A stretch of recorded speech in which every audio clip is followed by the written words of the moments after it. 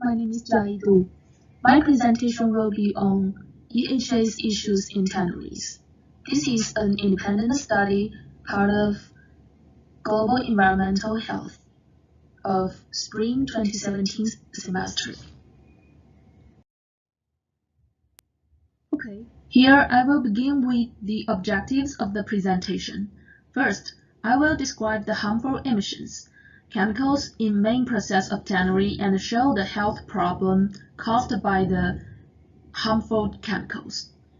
Second, I will analyze the health risk tannery workers suffer and provide some intervention measurements to them. Third, I will show the main area in the world suffering from the pollution of tannery.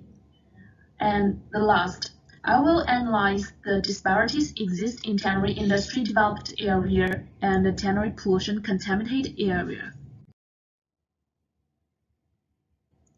Then this is the category of all the graphs and the tables to meet the objectives.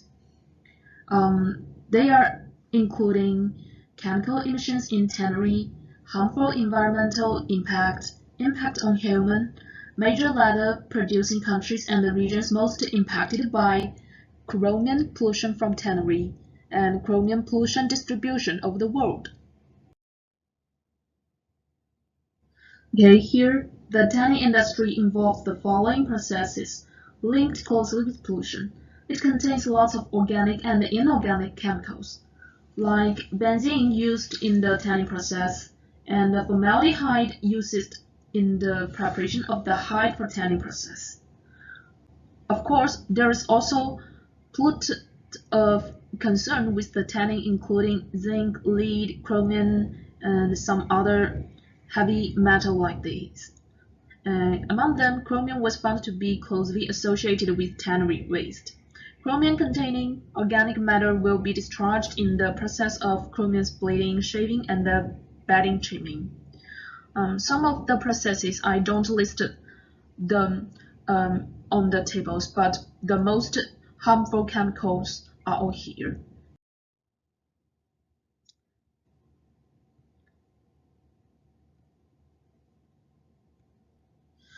Industrial effluents from tanneries discharges higher amount of chromium. These effluents released on river or canal as well as dumping into groundwater.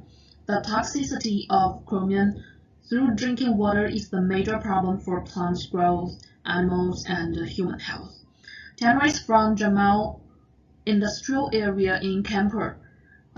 This is a city in North India. Discharge effluents into canals, which converge at a confluent point and flow into the river Ganga. Researchers collected sludge and water samples on 3 upstream points, confluence point and 3 downstream points.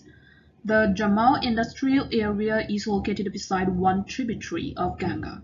Look at the line graph. When setting the upstream parameters as reference, the chromium level of confluent point is more than 50 times of the upstream samples. It makes sense that concentration of chromium goes lower as when it extends to downstream. Ganga River in Jamal area at Kanpur city is valuable source of irrigation and fishing. When the chromium contaminated pollution goes into aquatic environment, the chromium will be concentrated via food chain. Look at these. From tannery effluents to water, soil, and plants, then go to the body of animals and human. So they will get harm to plants, animals, and finally it goes to people.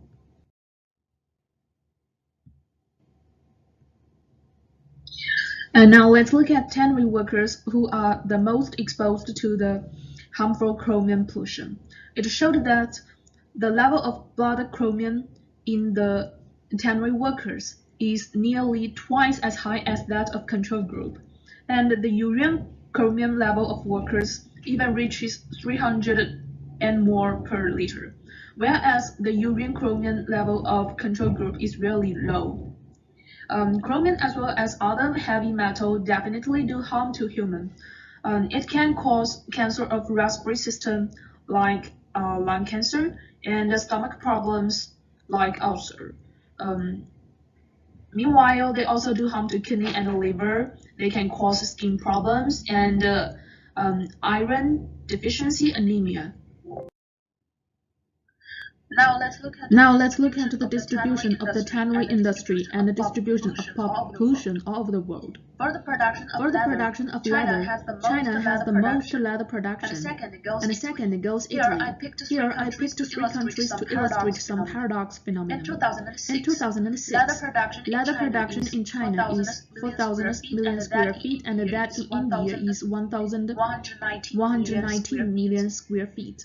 In some South Asia countries, like Pakistan, the production is even smaller.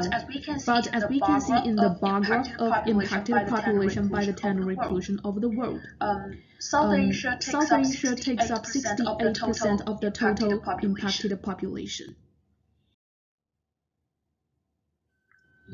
It matches the chromium pollution map here. We can see that the pollution concentrates in South Asia and discrete part of East China, several, and part of Middle Africa, and part of South America.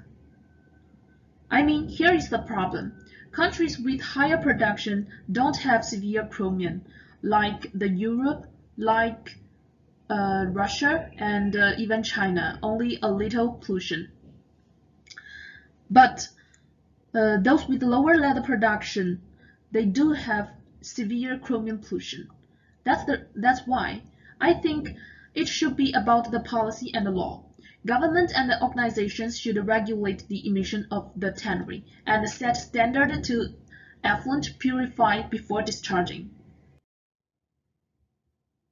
Okay, to sum up my presentation, the major pollution of tannery is chromium compound. There also exist other toxic emissions like benzene, ammonia, and so on.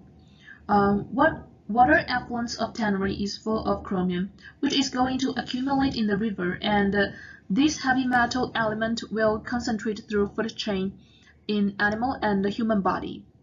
Tannery workers are the group of people who are easiest accessible to chromium, suffer higher risk to get cancer, ulcer, and other health problems. Tannery pollution is not only related with the scale of tannery industry, but also closely corresponding to environmental policy in a certain district. Last, to reduce the harm of chromium, we can provide some preventive tools for workers and enhance the regulation of the waste emission of tannery. Here is my reference for the presentation. And that's all for my presentation. Thank you for your watching.